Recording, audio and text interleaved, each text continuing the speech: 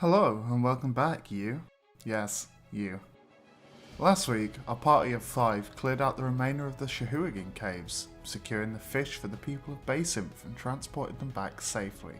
As a thank you, they were allowed to stay in the town as long as they needed, free of charge, while they wait for the merchants to return. They decided to use this time to visit the town's market, talking to Reb the blacksmith and upgrading Flint's cutlass, as well as lightening Kyrie's armour. They also talked with Bulgai and revealed some interesting things about Little Bird's history. After a long day, rest came swiftly. However, the party was rudely awoken the next morning by someone demanding to see them. What could this mean? My name is Ashley, and I play Little Bird. Hi, my name is Brew, and I will be playing Kyrie. Hi, I'm Nyx, and I'll be playing Avani. Hi, I'm March, and I play Flint Bright. Hi, my name is John, and I'll be playing Gooey. And I'm Rob, the make-up lore on the spot DM, and welcome to the Homebrew.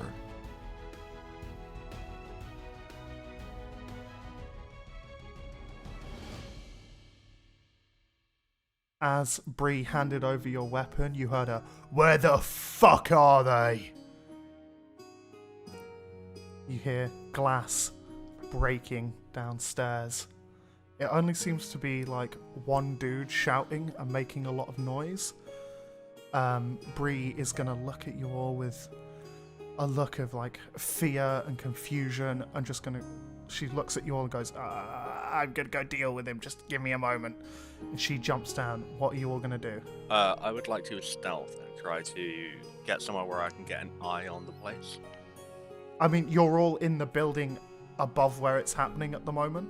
Yeah, I'd like to get outside and see if I can get somewhere to get an eye on the guy in the tavern without being spotted. I mean, he's in the tavern making a lot of noise, so without rolling, you do it anyway. He's just making a lot of noise, knocking over cups and stuff, and shouting at Bree, asking where they are. Do we know where the others are? Can we like hear them or something? You all are in the same room. Yeah, but I mean, there's like a ruckus going on. Can we tell how many people there are? By the sounds of it, it's just one dude making a lot of noise downstairs in the tavern. Okay, maybe because I believe last time Ovani was heading out. I think that maybe Ovani would guide Kyrie downstairs because she's still like hangover and such. Yeah, you are very hungover, Kyrie. Stumbling down the stairs on... Oh, everything's Yeah. bright. Oh. Oh, We've all been there. dragging my feet.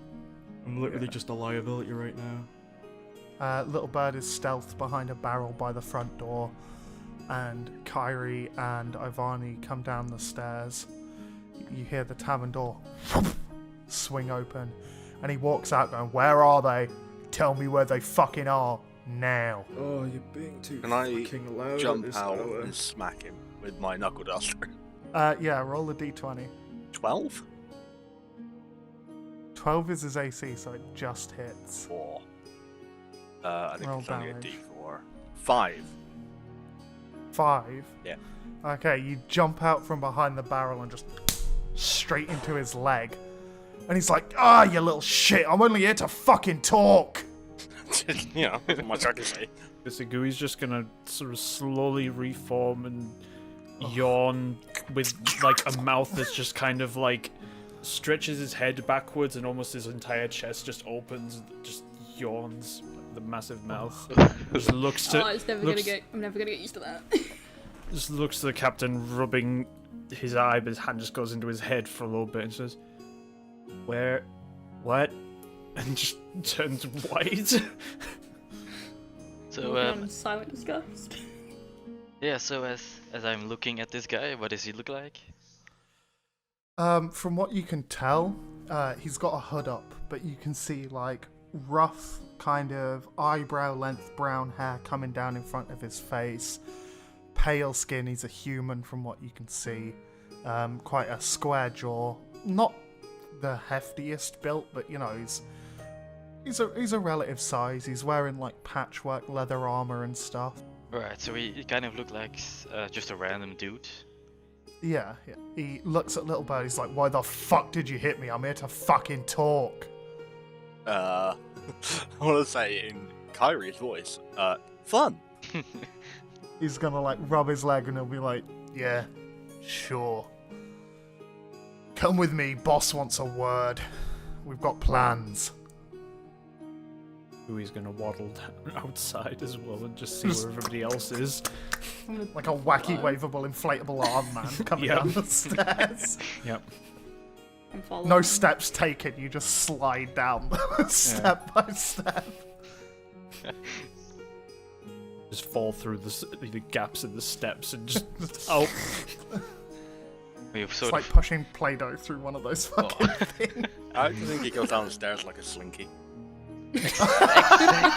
That's exactly what I wanted to say.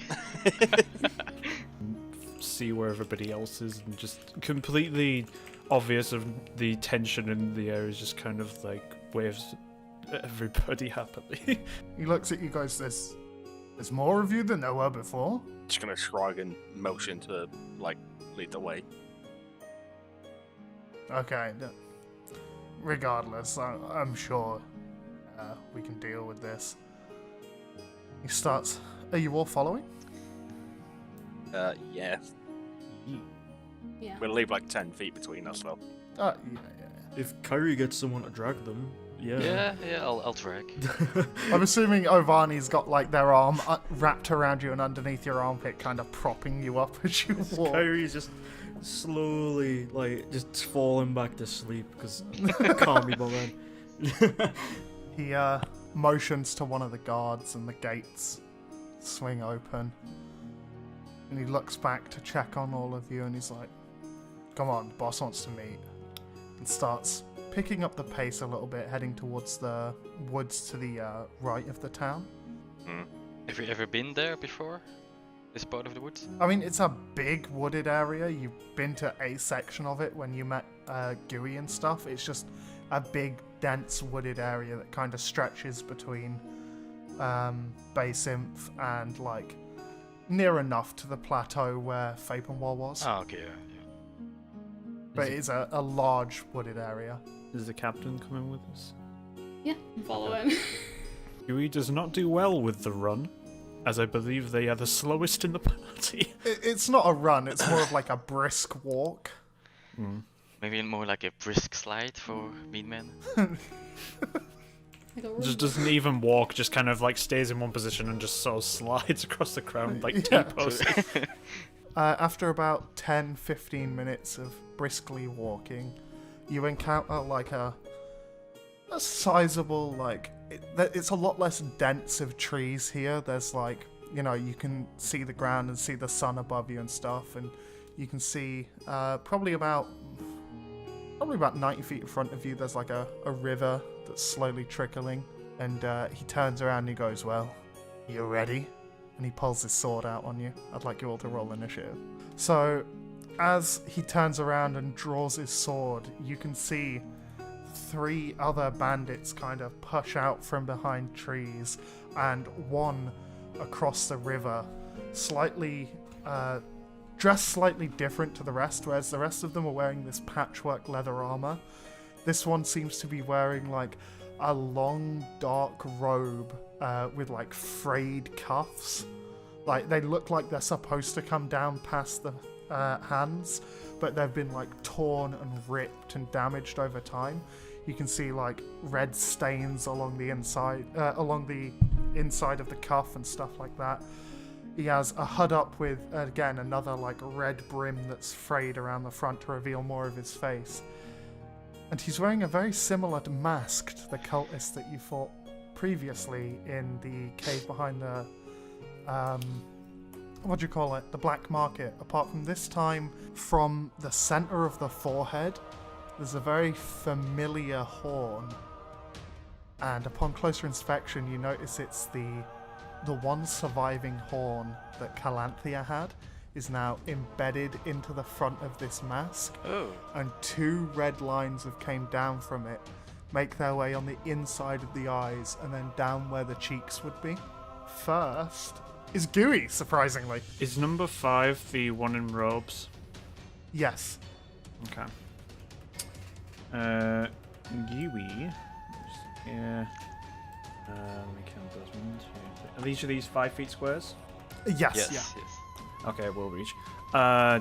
Just going to draw the outline of a small circle, thrust the staff through, and cast firebolts at the person across the river. At number 5? Yes.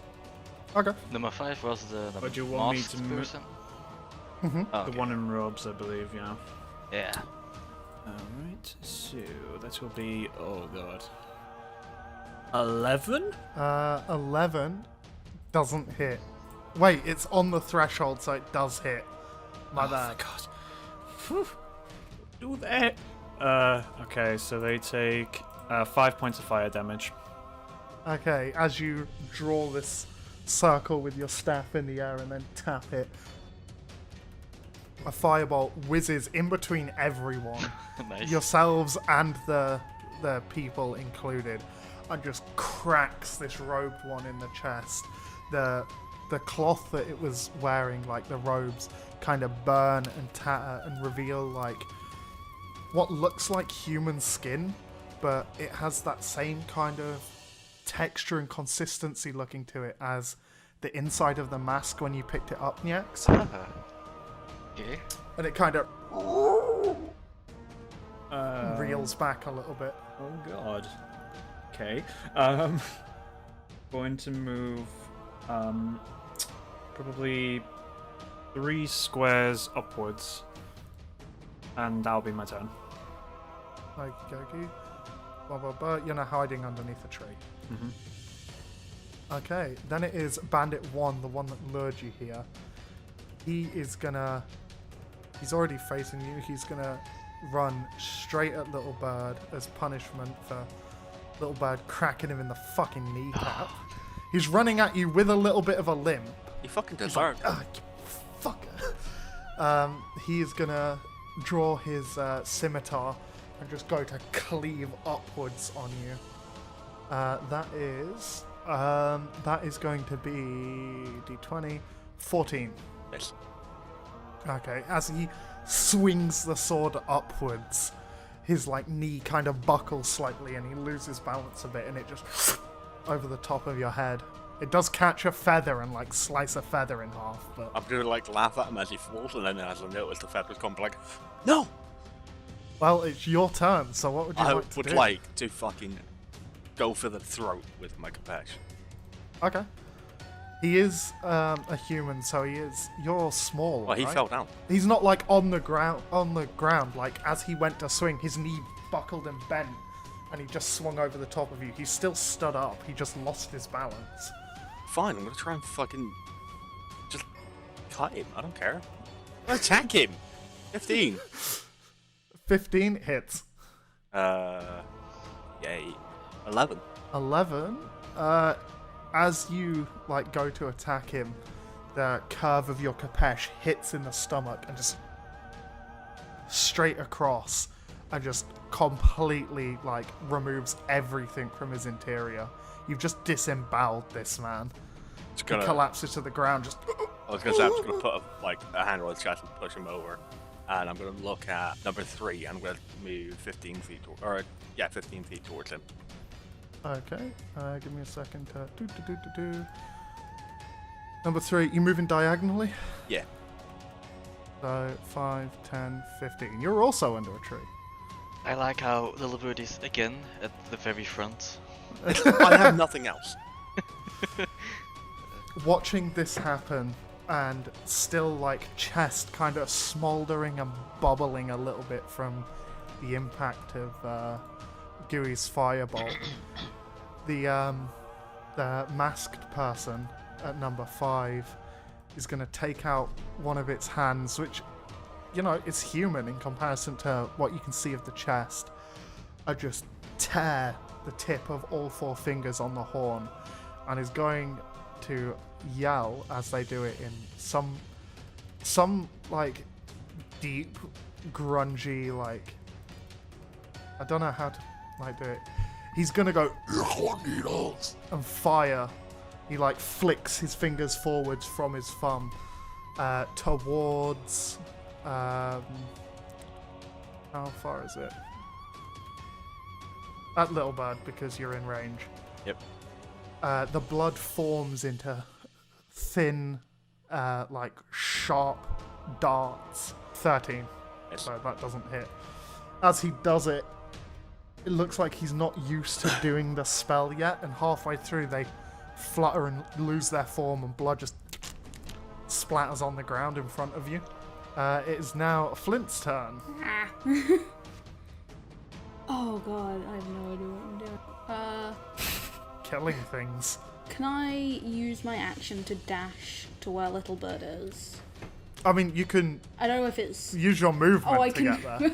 I could tell it was on it, yeah. 10, 15, 20. Yeah, you can get next to Little Bird. You can even get all the way up to number 3 if you Actually, wanted. yeah, I'll do that. So you're... Do you want to be next to him or like on a diagonal? Am I still in melee range? Yes. If I'm on diagonal? Yeah, Yes, yeah, okay. it's 5 foot. Yep, that's fine then. I'll take that. And then I'm gonna...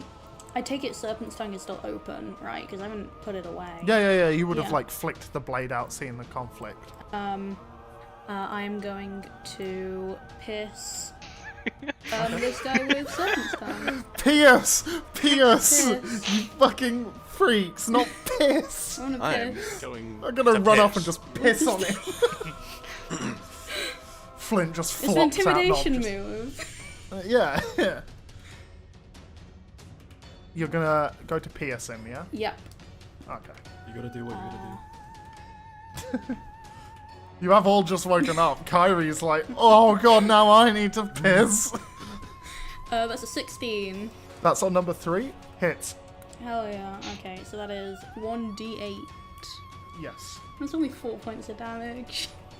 That's okay. Oh, that's As you see these people attacking Little Bird, you just full tilt, sprint towards this dude, flip out the blade, and almost like a lance just pierce him straight in the upper thigh. And he kind of, oh, fuck! Yeah, take that. You gonna do anything else on your turn? Or? No, that's it. Okay, it is now Ivani's turn. Question: how far can I yeet a drunk person? What's your strength? 10. Because Kyrie's technically in medium armor as Oh, well. no. Okay. Please roll highly. Please roll highly. I want to see what this does. Yeah, alright, go on. I'll let you roll for it. Roll a d20 for throwing Kyrie. Sure. And then, at disadvantage. Where? But wait, is it possible I can move first and then throw? You'll be moving half speed because you're carrying someone. Yeah, that's good. Okay, where do you want to move? Just diagonally. It's like a whole Harry Potter scene. Just your max movement? Yeah. I think the 3 tiles. 5, If it's 10, 15. 15, so you'd get here. And then I need to move Breeze as well, because Breeze is being dragged along unwillingly. And you're gonna try and throw Kyrie. Yes, at number 4.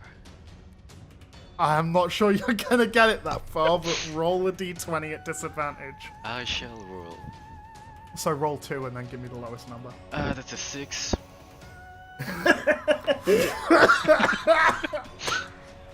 Into the ground I go. Fly, Was that little out of- bird, fly. Was that out of both of your rolls? Your lowest was a 6. 6 and the other was 12. You drag Kyrie along by like the collar, Kyrie dragging their feet, and you go to launch her into the air. But as you do, you don't quite have the strength. So instead, you just kind of do the movement like you're gonna throw and let go and hope for the best. And Kyrie just face plants. Wait. Kyrie, you're now prone. Is it possible I do the judo throw over my back?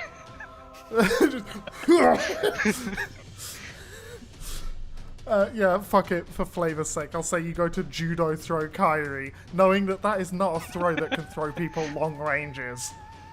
Kyrie, you are now prone. Your next action will have to be used for getting up. just sandwich like a. Pardon? Pardon, Ashley? Standing is half movement. Oh, is it? Oh, right, my bad then. It is now Bandit 4's turn, who is gonna go and hate that guy. attack God, I hate you, generic Bandit 4. Is going to go and attack March. No, wait, he's not even going to move. He's not even going to move. He's going to use his light crossbow. Oh, two can play that game. I have a much bigger nothing. projectile right here. I don't know what that means, and I don't want to. That's going to be a 21 to hit. Yeah, I might hit. Hang on, just check the sheet. Yeah, just in Excuse case. me a sec, that might be a bit close. That's going to be 9 damage. Man rolled a Wonderful, okay. d8 plus 1 and got 8. Great. Where are you? So I am- Flint? Oh god, you're at 2 health. He sees that you've just stabbed his friend in the leg, pulls out his crossbow and just thump, Oh, and it hits you motherfucker. square in the fucking like front shoulder, just straight. It is now going to be Bandit 2's turn. Bandit 2 is going to... He's going to start making a beeline for Ovani and the person currently laid on the ground, Oh, perfect. thinking it's going to be an easy kill. My target is much closer now. I can throw with much more accuracy. Bandit 3's turn. If Niax Bandit manages th- to throw, how much damage does Kyrie do? None. Oh, Kyrie's armor protects them, and the fact they're still in a semi-drunken state. but how much It's like when damage- you fall over drunk and you don't feel it, and then you wake up the next day like, oh! Yeah, but what damage would the bandit take if Ovani managed to yeet Kyrie into it? 20 mental I'd damage. say roll a d6. Yeah, and D6. mental damage. This bandit is going to push around the corner of Flint and go and try and attack Little Bird out of fear for Flint piercing their leg. I mean, he saw me disembowel a man. He didn't see that. You were there and there was a tree in the way. After getting here, he now sees his friend dead on the floor, disemboweled, but that's a nat 1. He goes to swing his sword, but swings way too wide and doesn't have time to stop his arm, so he puts his other shoulder up and cuts into his own arm a little bit. He takes, fuck it, a d4, 2 damage. Because they just do, like, what I did yesterday, and he tries to swing for a human height. Yeah, it's now Kyrie's go. Good. Face full of dirt. Kyrie would get up and like look around and just look past Ovani and try to look for the first person who would have put their face in the dirt, and they would probably see number 2 Yeah. and go absolutely batshit. So minor action would be like just getting up, and then it would be sprinting to their face. Well, yeah, you've got just enough movement to do that. As you pick yourself out of the dirt, you just full on push Ovani out of the way, and still like getting up off the ground, break into like a stumble sprint towards him. Yeah. What are you gonna do?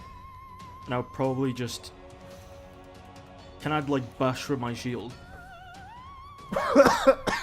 Man, that's 2 days in a row people have asked if they can bash with their shield. Yeah, roll a d20. And we'll count it as a d10 of damage. Because you're 14. like... 14 hits. 9. Jesus Christ. Got a massive As you- fucking paladin in full armor running at you. As you get up off the ground and full like low sprint at this dude with your shield out, you essentially rugby tackle him, but with a fucking iron shield in between the two of you, and just launch this dude onto his fucking ass. You can see like as you've gone and done it, you've broken like he grabs his chest almost instantly. So many of his ribs are just fucking shattered at this point. Start the round again, Gooey. What would you like to do? Sort of peeking their head out of the little bush and sort of looking around, eyes narrowing at the one that's right off in the distance. They're going to take their staff and start wafting the air almost as if they're cleaning out dust, and little blue sparkles begin to form in the air.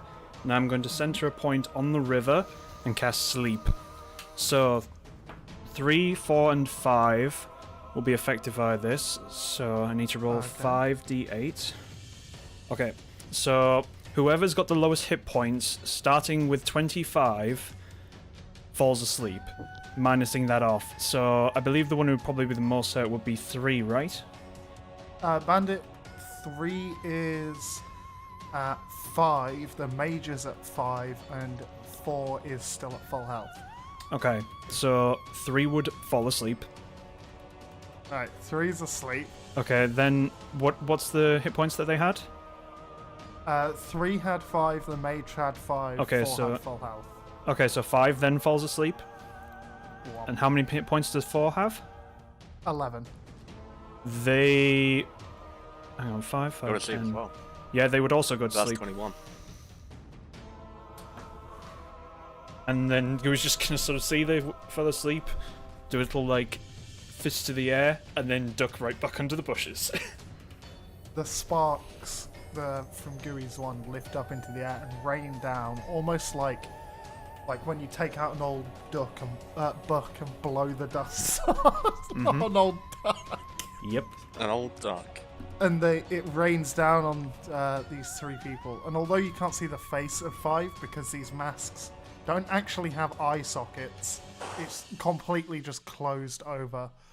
Their posture kind of slumps and their head rocks slightly. Their arms go limp, same as 3 and 4. Would you like to do anything else with your turn? Nope, just hide in that bush. Okay, little bird, what would you like to do? Oh, well, I'd like to go and stab number 4 in the chest. Okay. 17. Oh, I rolled. You do have with advantage 'cause advantage. he's Yep. asleep. 17. The other Okay, roll give me was a 6. It was a nat 1. You going there or diagonal from it? Diagonal. They do instantly Uh, wake up if they survive this. 9 damage.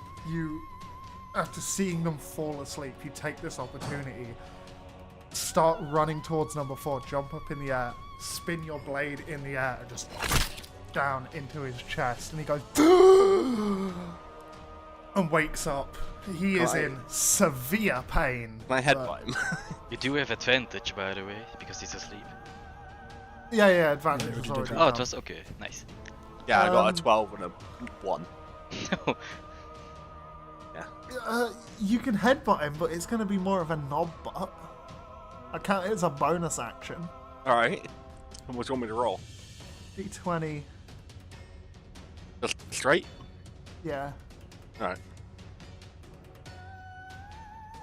5? 5 does not hit. Weird. After being skewered by this fucking blade, he sees that you, rather than headbutt, open your beak and go to peck at this man in the crotch.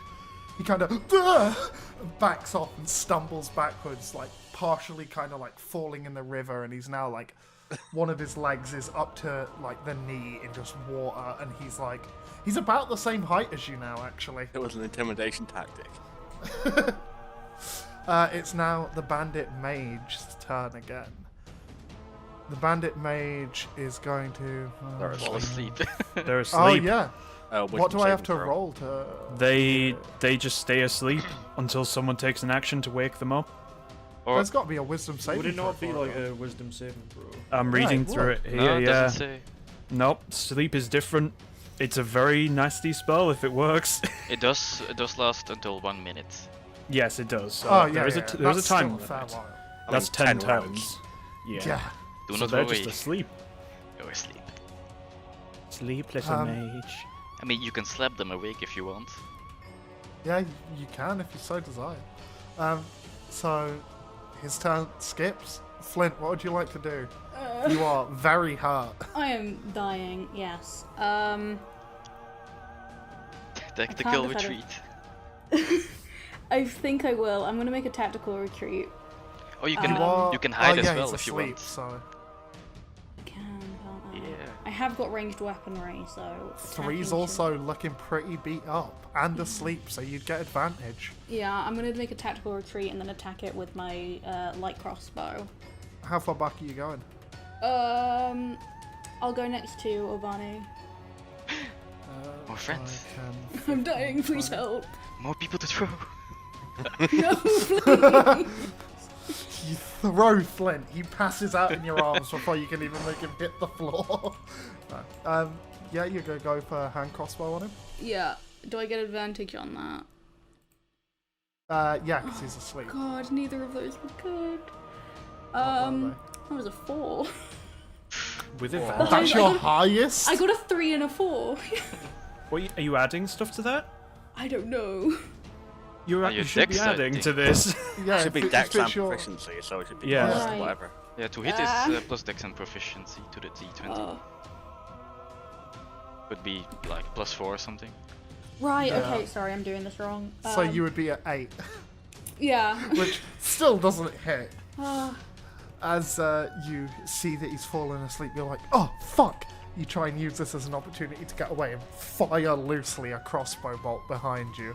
And it thump, narrowly misses Little Bird's head I've never hit him with and this just thing. splashes into the water. You just hear a surprise squawk. Sorry! Just shout from the other side of the room. It is now Avani's turn. Ah, yes. What to do? There's another person here. Nah. Get back in there! No, I think Ovani would say something to Kyrie, something like, "Yo, did you see that? That person just judo threw you in the dirt. You're not gonna let them do that, are you? The hell, man!" Just to provoke Kyrie a bit. Alright. Flaming. No, absolutely flaming. I mean, that's speaking as a free action, so... Yeah, I know. Just context. I think I will do something I have not done before. I cast a spell that's not actually a cantrip. Oh. Is there a possibility for a 15-foot cone to hit number 3 and 4, but not Little Bird? I mean, a reach? 15-foot cone would hit... Right there. Would hit... Come on, It would hit okay, Captain it would and hit no one here, else. Yeah. Like that. Yeah, but I mean, if I move up, of course. Maybe? You'd have to be stood next to 3. Yeah, next to 3 and then like aim towards number 5, so the cone hits 3 and 4. If you're stood here, it would... And you want to try and get that, it No, would no, be like to the more left of 3. to the left, like here? Yeah. Well, no. To the No, left to of the 3. Oh, exact left of my 3, bad. And then aim it right. So here... And towards... It would probably go like that. Still aim it right. So Like Yes. that. it would get here. But it's 15 foot. Oh. Yeah, they're each one one is reach. 5 foot. Ah, that's true. I'm gonna do a spell. Never mind, that's a bad idea. Because they're not bunched up, it's so sad. But okay, I'll just move towards number 3 and just hit him with the old firebolt. You're getting next to him to do firebolt? Yeah, why not? Okay, 5, 10, 15, 20, 25, 30. Now 2 cast. Look, I'm not throwing anyone today anymore. It's a bad idea. Would technically have advantage because he's still asleep. Yeah, Yeah, yeah, it technically. does have advantage. Just aim it right up his nose. Gee, what the fuck? That's not okay. What did you roll? I got 37, that's not right. Oh, what? he- Did you roll 2d20s as one Yeah, I thing? think. Oh, here we go. 11. That's your highest. Oh. No, Advantage. 21. I forgot I had advantage. 21. Okay, yeah, 21 hits. Roll damage. What was it again? Ah, D10. Jesus, 19. You sprint up to number 3, seeing he's asleep. Start reciting the incantation for your spell. Place your hand on his chest. And there's like a dull thud. And smoke just begins pouring out of this guy's chest. And you watch him just collapse onto the ground. That man is fucking dead. Nice. You must have Yeah, like is that like an ability thing? That's dope. What? What? Fireball. I was just saying 19 damage. That's dope if you have an ability that adds. No, I do have like sorcery, what's it called, feature, which is like another damage. I don't. Wait, is that correct? 19 might be a little high actually. Yeah, 19 is very high for a D10. Yeah, I You know, rolled a that 10 can- plus. Let's see, plus 2 plus plus 1 actually, so it's 13, I think. You still kill him. Yeah, that's Yeah, still that's a Add kill. 5 health. Same effect. Same Yeah, man's had 5 HP. Just a little less smoke. Yeah. Bandit 4's turn, but he's asleep. Bandit 2's turn is gonna make a swing for Kyrie. He's gonna like get up off the ground, kind of grasping his ribs with one hand, and go and painfully make a swing at you. That is a 11. That doesn't hit. He goes to swing, but as he does, he gets a shooting pain in his arm, and he kind of drops his sword and like grabs the other side of his chest. Kyrie, what are you gonna do? Very fired up. I'm gonna fling both my sword and my shield to the side and just literally just charge onto him and just push him on the floor and just try to grab him and pound him. I'll let you roll for a punch, Yeah, or yeah, you can that's what try I and mean. use your trowel. I'll punch. I'm not using my trowel. Don't want to get it bloody. Just roll a d20 and add strength to the attack. You wouldn't be proficient in punching. 13 hits. Go ahead and roll damage. What do you want me to roll for? For a punch, d6, and then add your strength. 8. Oh my god. This man grabbing the side of his chest. It's all beaten up, bloody, and already starting to bruise. But as you like clock back, going to like punch him in the face, you notice his chest is bloody and just straight into his chest. You feel bones like breaking underneath your hand, and then all of a sudden it just becomes soft and squelchy, and you've like actually dug your fist slightly into this already severely wounded Right, so we chest. just obliterated As you 2 pull it people. out, Nice. little bits of like little stringy bits of blood, and you can see some little fragments of bone are kind of like stuck to your knuckles still. That man is dead. In my sub action, can I just like spit on him and then just slowly walk to Captain? And then, Yeah, I'll count spitting on him as a free action. yeah, and then slowly You all walk, seem to like kicking dead people in the slowly head and walk to spitting on Captain, them. So. and then for my next turn, I'll just ready lay on hands. Okay. Top of the round, Gooey, what are you doing behind your tree? We can just poke the head out again. And just sort of, Yeah. like an ostrich, and just survey. And use my full movement to move closer to Ovani. Okay. Diagonally. So you got, is it 25 or 30? 25, yeah. Okay. 5. I want 10, to learn spells, bro. 15, Show me. 20, 25. Okay, yeah. And then... True. Magic missile at Ovani. The betrayal. I mean, the thing number 5 did is technically a spell. Gonna use... Yeah. I'm gonna use my action to dash and just get as close to the water as I can. Stand. Okay, that gives you another 25, right? Yeah, so I'm gonna move to pretty much 5, this... 10, 15. And then 1 to the right. And just stand There? there. And just look Okay. at the river and... Just look over at the Almost- person asleep. Almost comical, like a Looney Tunes. Gooey pulls up the underneath of their mage robes, and you see gooey legs start to spin like Sonic the Hedgehog as Gooey just I want to imagine this slaps Squidward it. sound just... sponge. Yeah. Little Bird, what would you like to do? Oh, I'd like to kill the dude. I assumed as much. How's 21 do for you? 21 hits him. 6 damage. What are you hitting him with? Just your sword? Yeah. Okay. You go and swing just straight along his chest. With the impact from before where you'd like skewered him and that, this man just starts gasping for air. It sounds like you've ruptured a lung. He's like gargling as he breathes, and this man just collapses in the water. Guys kind of suck. Bandit Mage's turn, but he's asleep.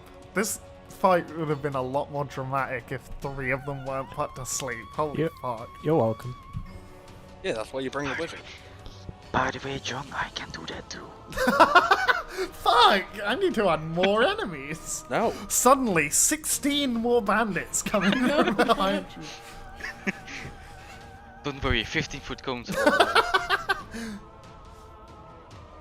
Flint, what would you like to do? Oh, I'm gonna shoot the mage with my crossbow. I'm gonna try and do Okay. something. Oh, that is a 20.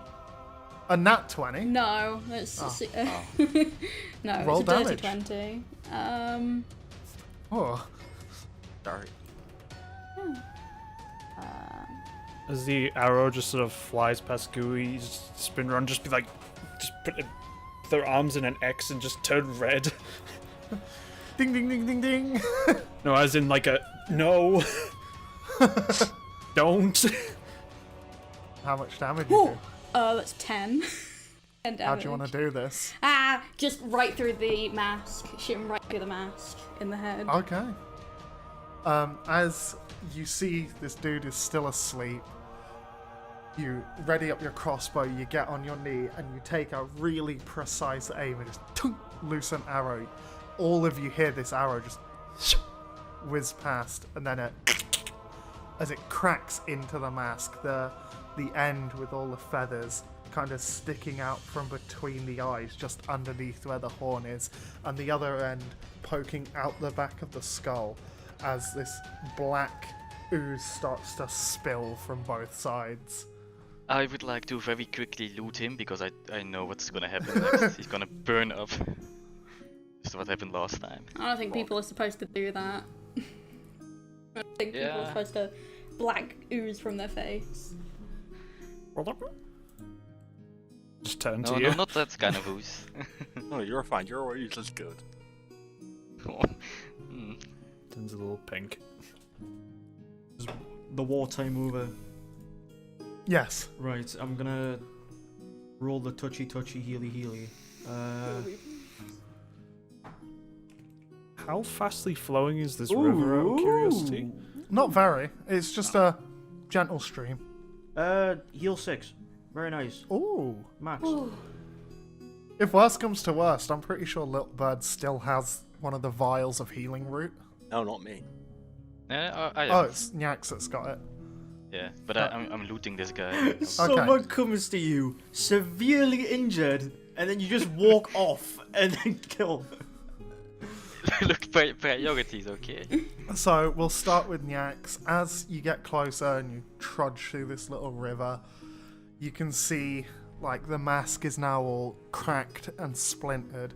It is most definitely Calanthia's horn that's kind of been embedded into the center of it, and it looks like the mask is growing to like attach the horn to itself.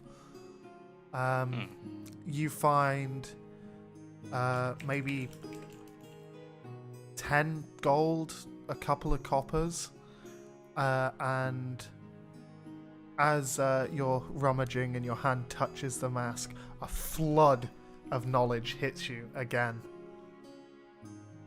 The mask this time. Yes. Because movie? you've already been touched by him once. Oh, no. God damn it. You're gonna have to stop looting these scary men with masks. But like, see, last time the guy just burned up in flames and we didn't get anything from him besides like one thing. Yeah, his mask wasn't broken then. Before you fucking Ashley just cleaved the man in twine. Twain. Wine is string. You could do that at 18th level. Yeah, probably. Give me a second. Nyax, check your your PMs, you now have 2 new things. Ah, god damn it, Finn. Does Avani just start hyperventilating? Yeah. You watch as Avani's rummaging through this thing and their hand kind of touches the mask.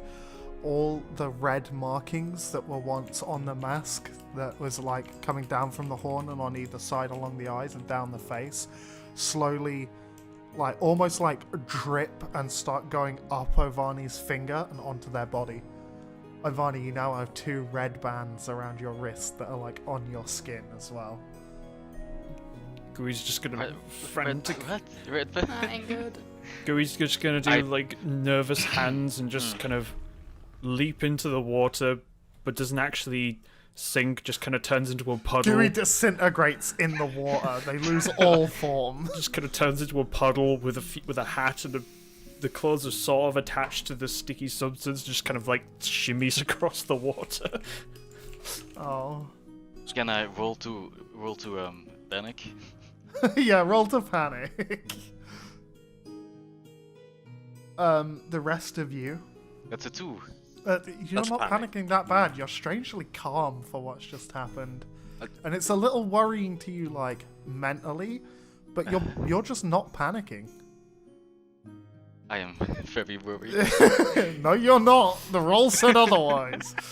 I am strangely not worried. Because the rest of you are like kind of spread out, I'll just let you know what was like on the lot of them so you can share it out between yourselves. You find 4 scimitars, just general run-of-the-mill iron scimitars. You find another 32 gold, and you find instructions that are in a very familiar handwriting that you've seen before, with the symbol on the bottom of it again, almost like, rather than the other ones that looked like pristine, this one looks like it's been done by hand, of the black hand with the blue flames. They weren't supposed to escape. Go and deal with them. We've already taken out one of them. Their numbers should be few and they should be easy to deal with. They can't know anymore. Signed, Idrinden. Other than that, you don't really find much else. It seems like they had enough gold to get them some things on the way and like pay for travel and a couple of nights stay at a tavern and like food and booze and stuff like that, and to have their weapons repaired, but nothing else. And what about the mask that's shattered on the ground? Again, it's like stuck to the face. Once Are you gonna try and remove it? Yeah, very carefully try to remove it. Okay, whereabouts are you grabbing it? Because it's like split almost in like an X from where the arrow hit.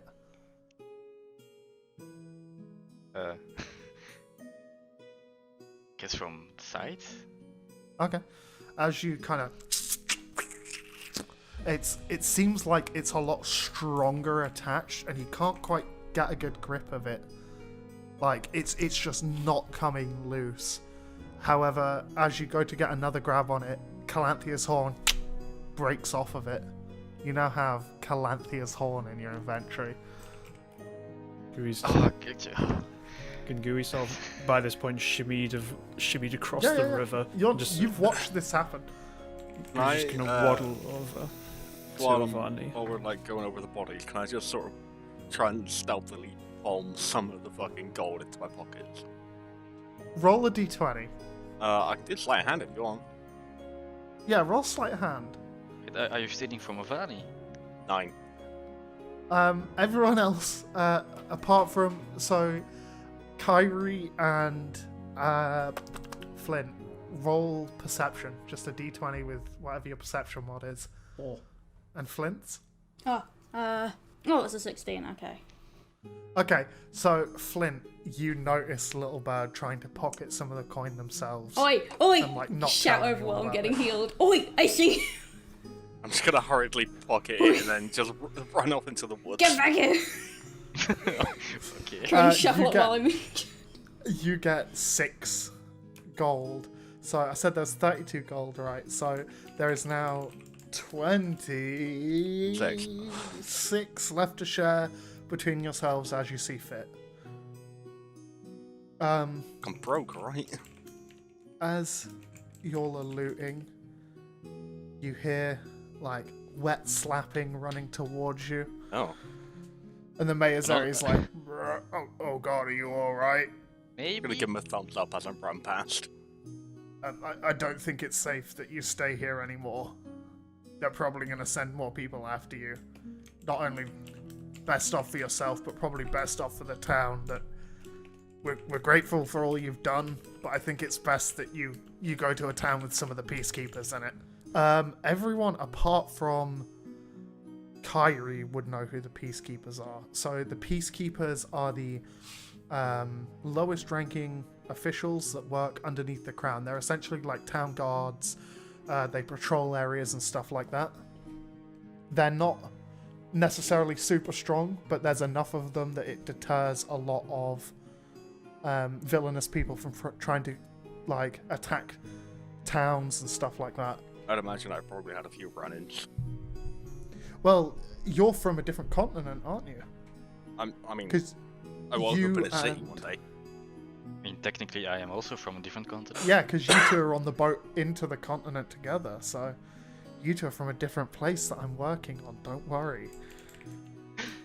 Flint may also have had run-ins with these on occasion, Probably. but you've probably tried to steer clear of them because the crown is something to be feared. Mm. So, as Avani was expecting the body to burn up, like last time, he's just unsure what to do. Leave the bodies. We'll get the townsfolk to hide them where we know wolves are. The wolves will ravage them. If the merchants come back, we'll tell them that we haven't had them come into the town or anything like that. They'll go looking. They'll think wolves have attacked them. Okay. Just And I would like to add, Avani just had a realization.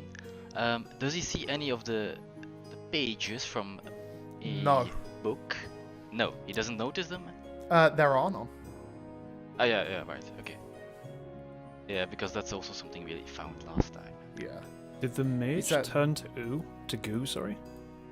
No, the mage is still there. Or because you mentioned the mask was trying to get ripped off, but it was kind of like sticking Yeah, to something. It's almost like a tar, where it's like the mask itself is fused to the flesh. And Goo just kind of like, if Avani sort of gave up with that, just kind of like try and stick their fingers behind the mask, and like try and use the back of their palms to dissolve the tar, and like try and pry the mask off that way. As you put your hand onto this like black substance that has seeped out from the mask and has slowly spread across this thing, a single black tendril kind of flicks on the inside of your hand, and then another one, and then another one, and it slowly starts spreading across the back of your hand. Fuck. Goo just turns white and is just like frantically flicking their hands, because if they've just seen a spider in the corner of the room. It as you pull back, a little bit of the goo from the back of your hand kind of stays there, and you watch as these tendrils slowly get bigger and bigger, and then your goo loses form and into water, and they slowly attach themselves again to the side of the head. Should we do something about that? Hmm. Goo just kind of looks to Avani a little bit, and turns a little bit red, and the eyes kind of narrow a little. Rolls up one of their sleeves, and just sort of takes the crystal and the staff and just like slowly strikes it across the arm, kind of tearing off a little bit of their own arm, and just points the staff down at the mask and will cast Acid Splash on the mask, as it is kind of miffed them off a little. Yeah. The acid sprays fall from your the tip of your staff, almost like when you see an insect like shoot its venom out of its mouth, and it splashes across the mask. The mask begins to bubble and pop, and from underneath the mask you hear a it slowly fades as the mask and the head and everything else that was on that area bubbles away into nothingness. Just a pile of sludge on the floor. Are there still tendrils on Gooey's arm? No. When Gooey pulled their arm away, it the tendrils ripped off a small piece of the back of the hand, but other than that, there is nothing in Gooey's hand. That piece is still missing, by the way, and Gooey's just kind of not really noticed. Just kind of puts a thumbs up with the hand that's missing a part of the hand. And just turns around and then slumps back into the river and just shimmies across it. The mayor is looking over what's happening. He goes, I think Casvault might be the best bet for you. It's close. We don't get along with them on the best of terms, but it's probably the best for you at the moment. It's a sizable town. There's peacekeepers there. There'll be a number of things to help protect you and help you not be attacked by these people again. Yeah, let's do that. And Vanny sort of depressively, is that a word? I don't know, probably. He sort of slumbers across, I guess. He goes to sleep? No. Somberly walks? Like sad and depressed? Yeah, like sad. Yeah. Sluggishly. Yeah, sluggishly is another one. Yeah, that's a word. That is a word, you are correct. +2 to intellect. You learnt a new word. So, are you all together and going to head to Casvault? Yeah, I'd like to slowly pull my extremely bloody hand away from the captain and apologise very sincerely. As I've just wiped blood all over. Just the shoulder is just red now in a handprint. Yeah. But I'll snap over it and be like, what just happened? Where are we going? Are we going anywhere? Are they all dead? Like, what? Whose gold have I got? Whose heart is Who this? am I? Whose spells are these? What happened yesterday? Yesterday didn't happen, right? Yeah, totally. So... I like how Kyrie isn't drunk anymore, like a hangover. Yeah. So are you all going to start making your way to Casvault? Yeah, I guess with shaky hands, I start walking. Gooey just holds up one half of a hand with a thumbs up. It's only like a 50 pence piece that's missing out the back of your hand. It's still missing. Gooey's just not realised. Just doesn't care. No. Gooey's also just going to kind of just almost brush the air near Kyrie and the captain and use prestidigitation to just clean off the blood that's on them. Oh my god. I also give the captain a vial of the... what's it called? The healing roots. Yeah. So add that to inventory. It's what did we end up calling it? Because you had healing salve. Healing salve. That was it. It's essentially aloe vera, but made out of aloe vera stuff that you put on a wound, but made out of a root that you find growing sometimes.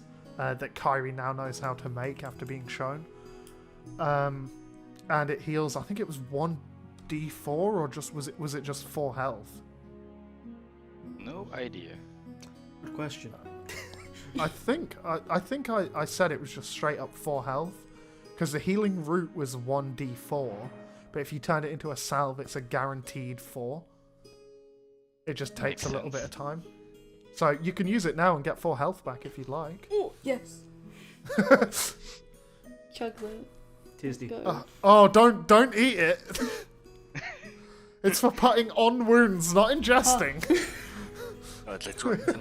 Unless you're hurt from the inside. Constitution saving. No. As you're making your way to Casvault, I'd like to drag Nyax into a private conversation. Okay. As you're all walking on your way to Casvault, you slowly start to zone out more and more and more. your legs seemingly walking on their own, your body becoming completely numb, apart from a searing hot pain on your wrist. And as you raise your arm up, you see the 2 red bands on your wrist are slightly glowing. Nobody else has noticed you do this. This seems to be happening all within your head as you're zoning out. And as you look at these rings, flashes of Calanthea appear in your mind, of the different but few memories that you've had together. And then it cuts to Calanthea frantically writing these 2 spells in a book, and trialing and erroring for days and weeks and months on end to get these spells right. And then your mind cuts again, and you can see yourself using these same spells. You know it's you, but outstretched is the hand of Calanthea doing these spells for you. Oh, okay. And you're back.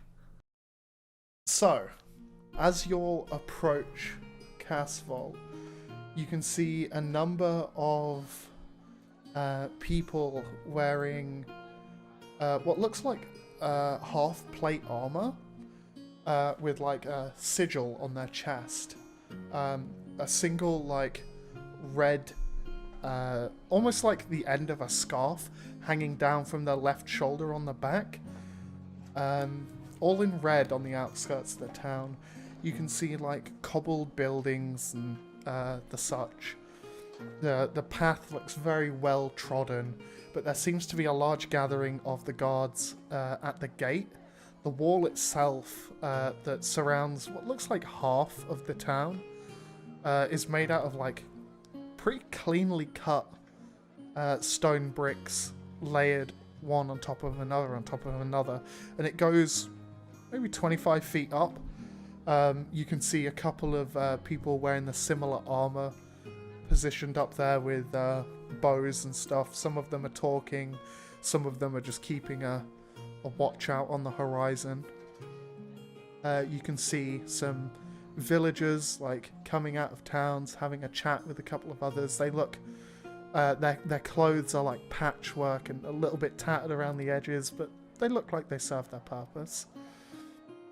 As you're going up to the town, there's a cart that's leaving, and one of the people in this armor, upon closer inspection, you can see the scarf bit on the back is red, and the sigil is a square with 3 red lines through it.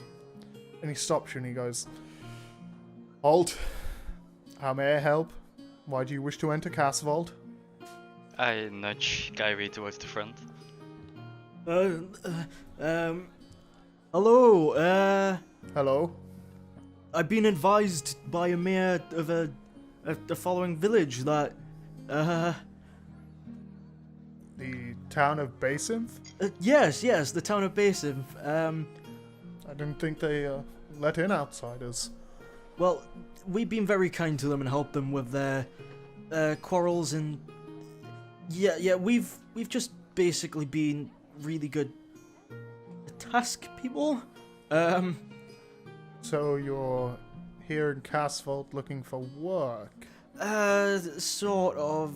Well, is there any places to stay or like anything? What you? We have taverns and inns, yes. Okay. Can we be in to stay at one of those taverns? He kind of looks you all over a little bit, like inspecting you all.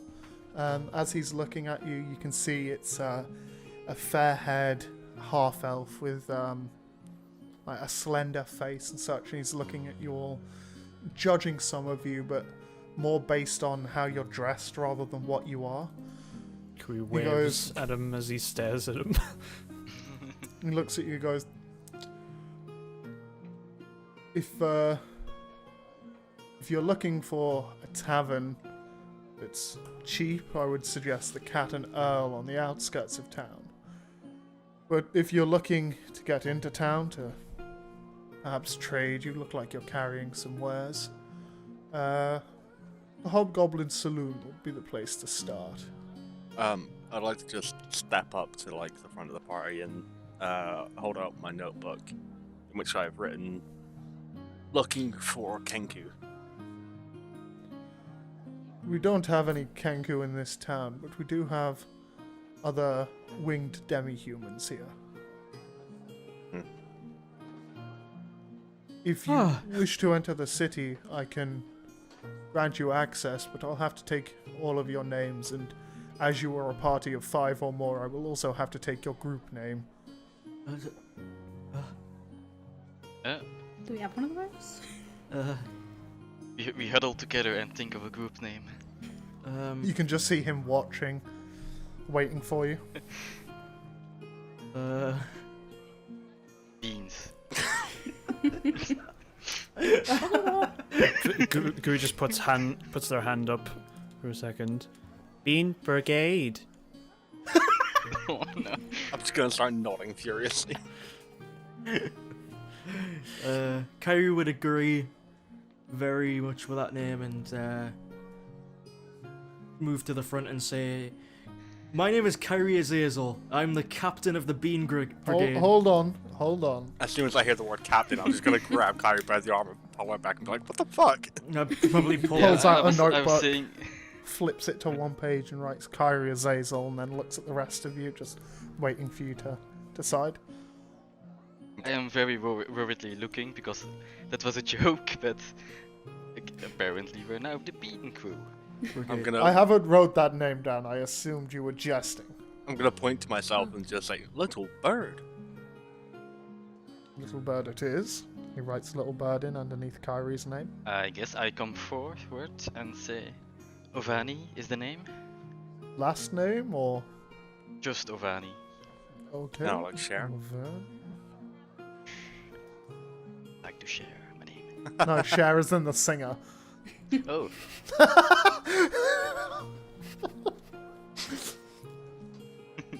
And he like points his pen out to the other two. And your names?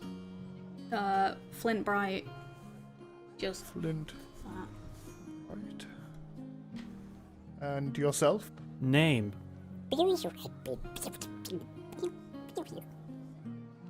Yes? In common, if you please. Gooey ooze. Gooey.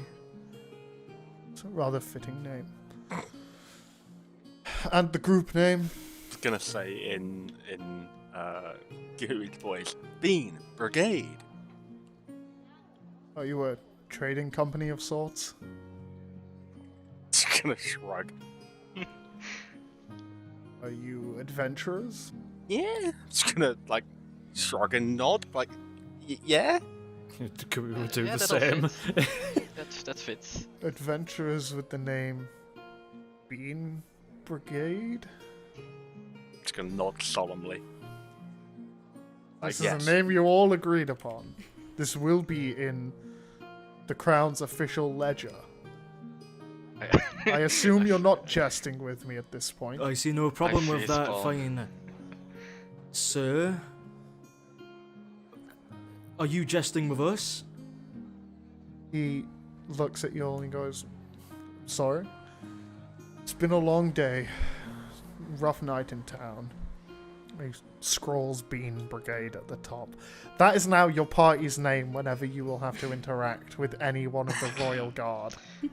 As it should be. You're welcome. I regret everything. We've never made a better decision. He looks at you and he goes, "If you do decide to change from Bean Brigade, I'd advise talking to the owner of the library in Oremont.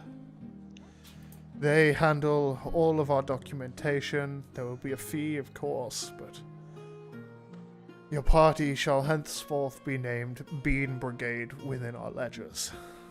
I'm gonna pull my notebook out again and just write down where could I find history information and show it to him. History information. I'm not overly certain. I've only been in this town a short while. I was positioned here 4 days ago from Ormond. It might be worth asking one of the residents, perhaps. Now, please, move along. I have other people to deal with. And you can see a horse and carriage with a solemn-looking human sat behind you on the carriage, his back filled with grains and such. And he's gesturing at you to move forward with the book. Shrug and walk forward, I guess. To the What's city. your name? Give us your name. My name? Yeah. I don't believe I'm at liberty to tell you. Oh, come on. Forgot. Roll persuasion. Yeah, roll persuasion Yeah. to get him to tell you his name. Okay. Flynn has like a plus 20 to persuasion. That is an 18. Fuck me. He goes, well, I suppose I can tell you. My name is Travelor. That's the name that actually came up. Travalor. It's better than Jamword. No, hang on. Jamwood. My name is Travelor. Ah, I see you're a traveler as well. My, how you jest. If I had a copper piece for every time that joke had been said to me, would I'd be give able him a to- copper piece. Thank you, small one. And he Nod kind and of head to looks town. at it and just looks at you and he's like, pockets it, keeps gesturing for you to go in. I'm just I gonna give him walk. some finger guns. and walk in. I'm just Yeah, gonna I'm a walk, copy of the captain. Finger gun. walk by and turn to him and say, "Hey, look, now you're almost as rich as the time where you just did the Bean Brigade," and then just walk out. He sighs, hands the book to another person. He goes, I'm going for a walk.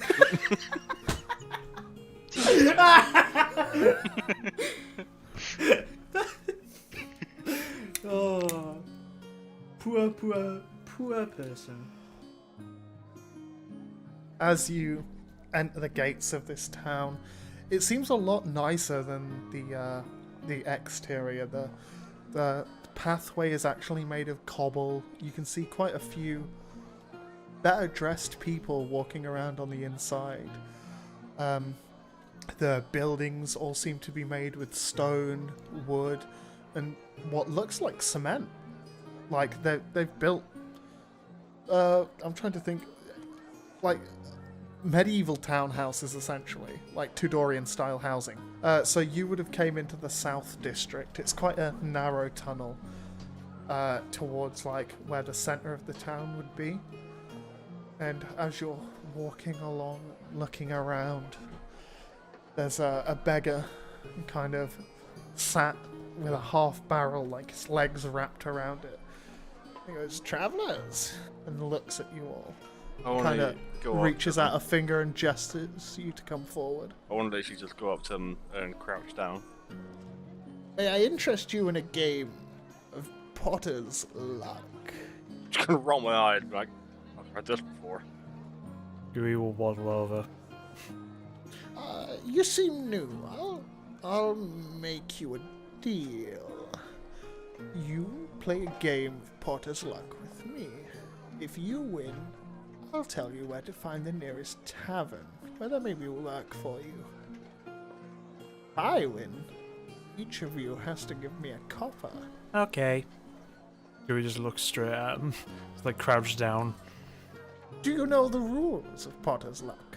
No. He looks at you all and he goes, well, first of all, the buy-in price is a single copper. And he puts a copper on the top of the barrel.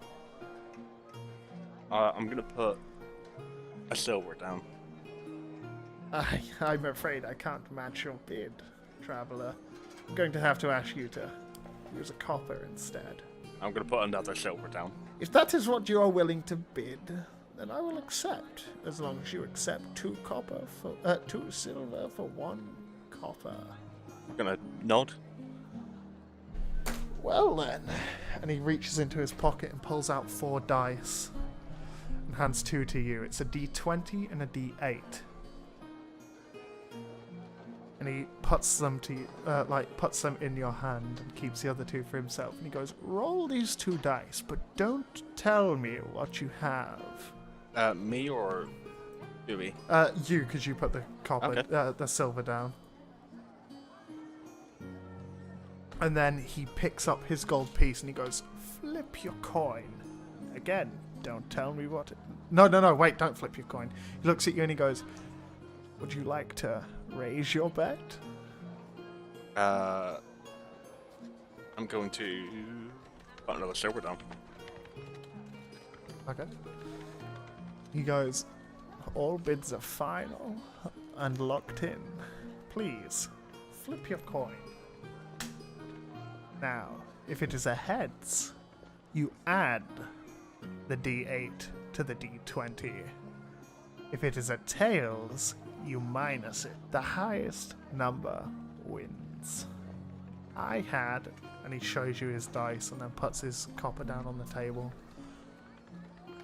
A 10 minus 2. And yourself? I'm going to put mine down and it's a 10 and an 8.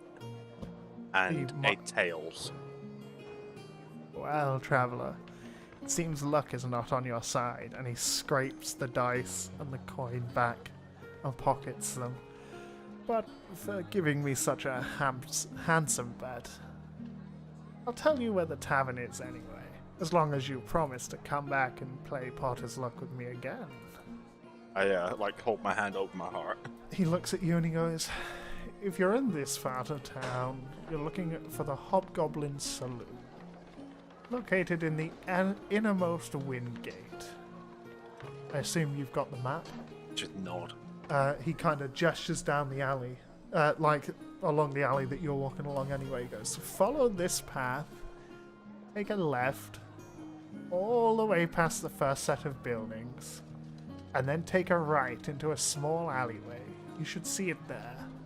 There's a sign that hangs out front of a happy little hobgoblin with a large tankard of ale.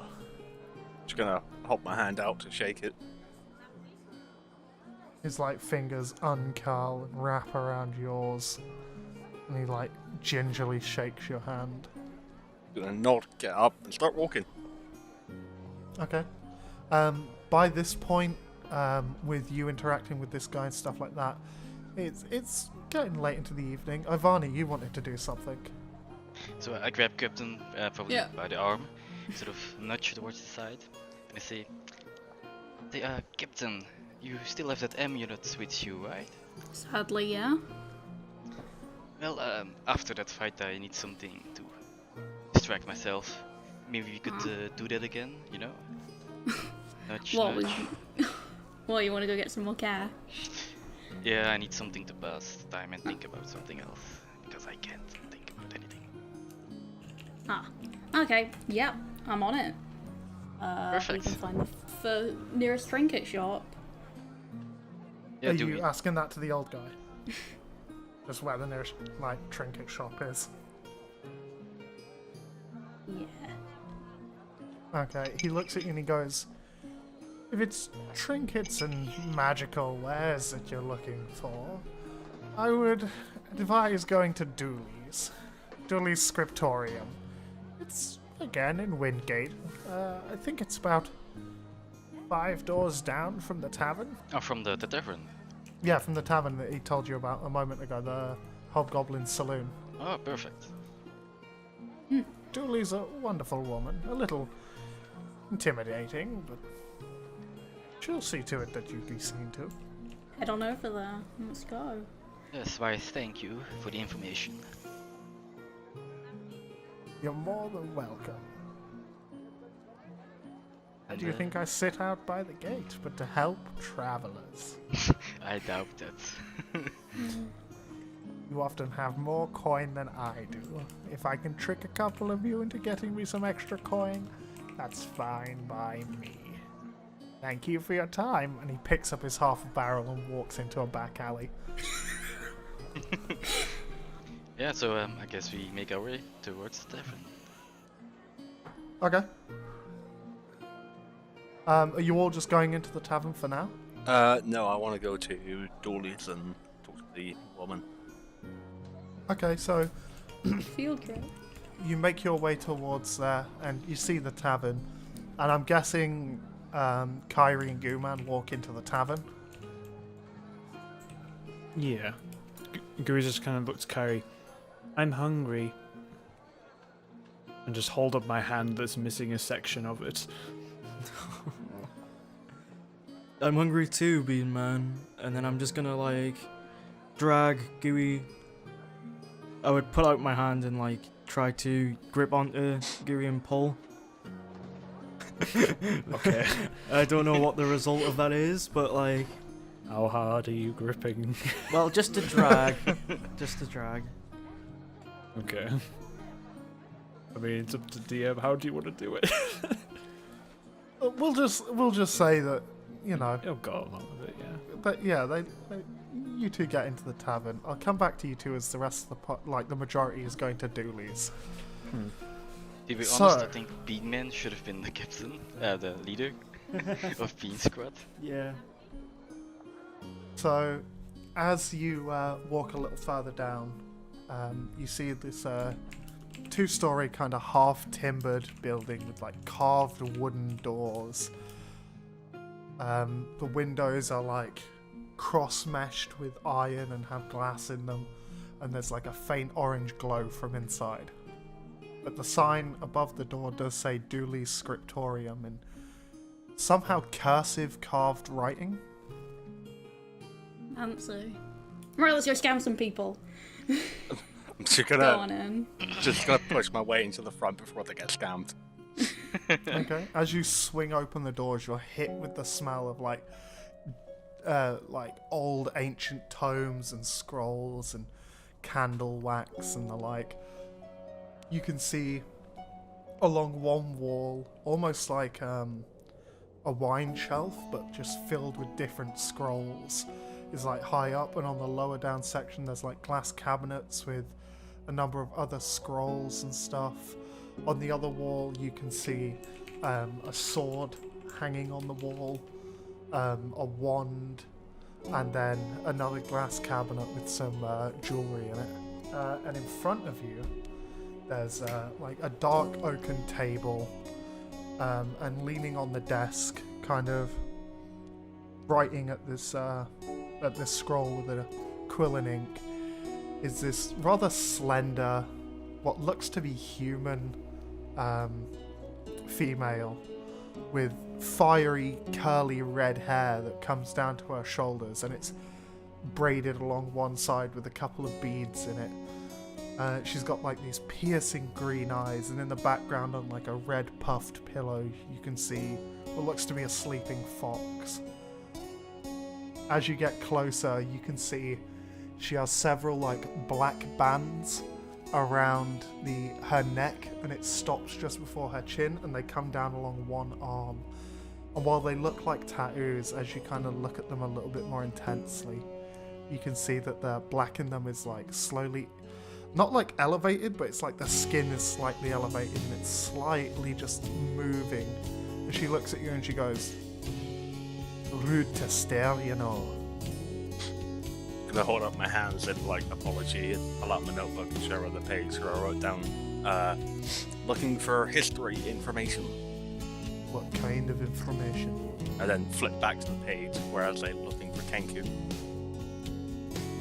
I don't know much about Kenku, I'm going to be honest with you. I mainly deal in magical scrolls, that kind of thing. Need something enchanting, that I can do. But if you're looking for information, maybe suggest the church. Gonna like give her a small bow and just head out, try and find the church. Alright, I hope next time you come in you buy something. She looks at you other two and goes, "So how can I help you?" She kind of puts her quill back in the ink pot and like crosses her arms and looks at you. Well, good day. We've come here to sell an item, if you might be interested in it. And I point towards Captain. I take Depends off what kind the of item amulet. it is. I take off the amulet, put it on the table. This piece of old trash. It's trash while you're wearing it. It looks good.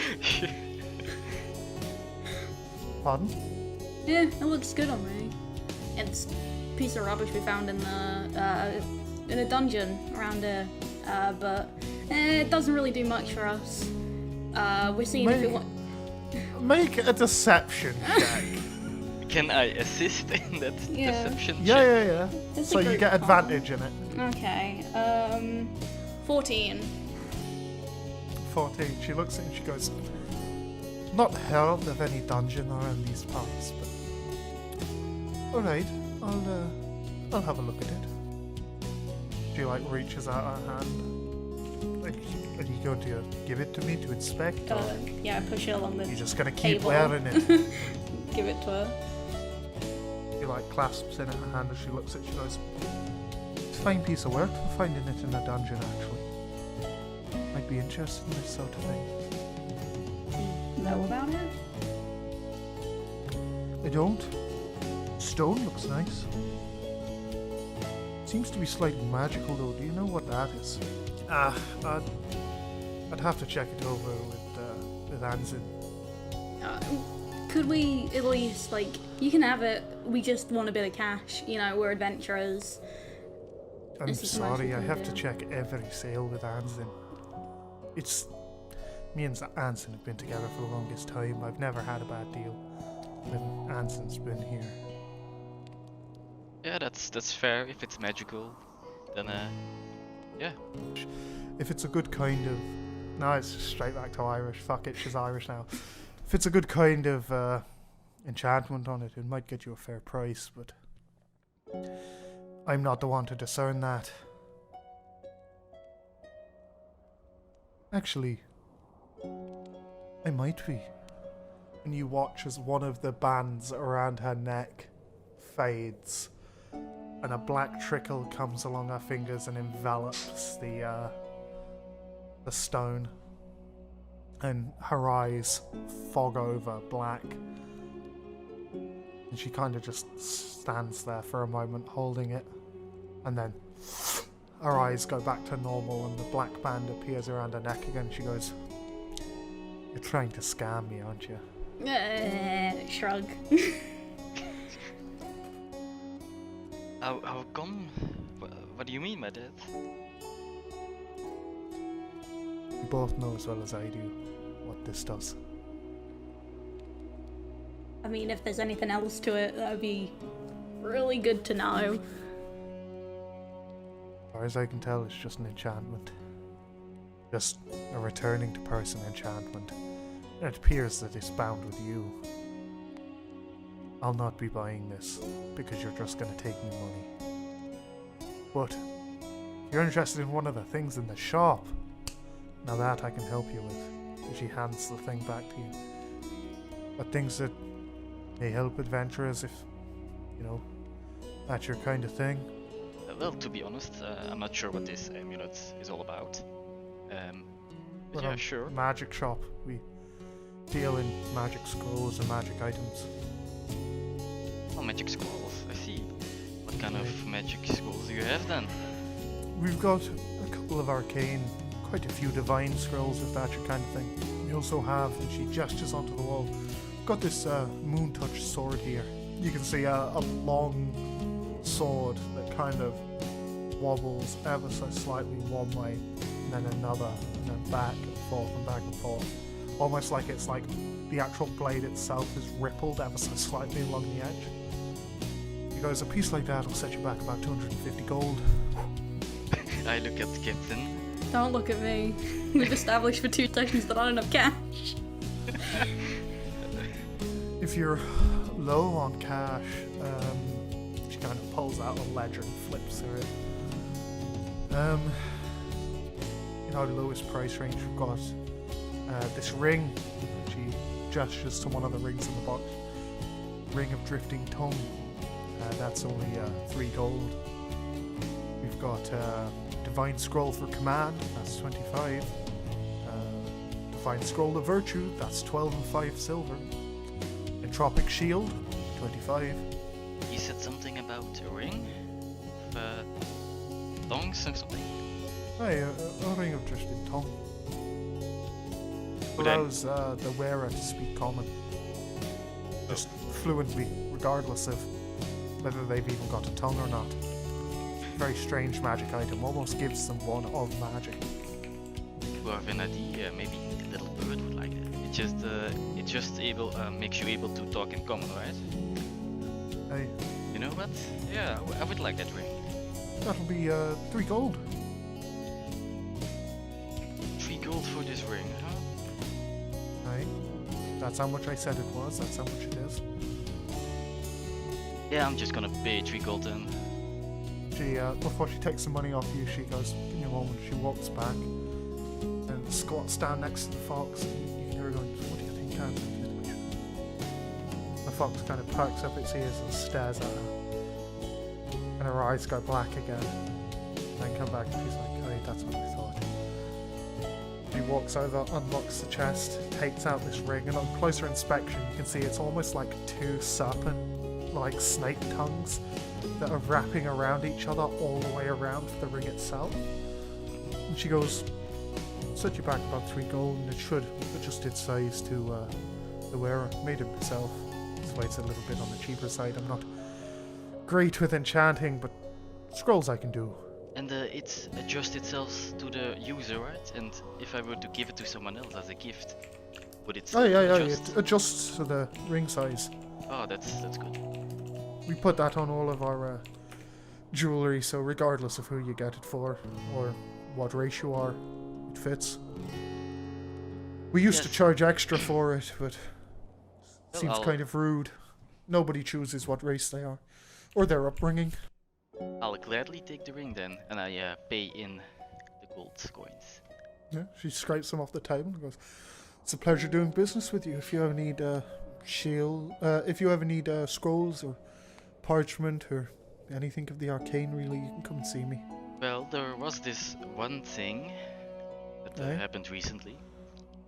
I'm all ears. I would like to take out Calantia's horn. Okay. Uh-huh. And I would like to show it to her. Okay. She looks at it and she goes, we don't deal in body parts here. That's a little bit disrespectful, honestly. Well, I can understand that, but I have just can you tell me what this is, to be honest? Like, it's magically enchanted, or there's something to do with magic, but She picks it up, the same blackness in the eyes and the band disappearing, and the black bit coming from her fingers and wrapping around the item. And then back and she goes, just appears to be a normal horn, if I'm honest.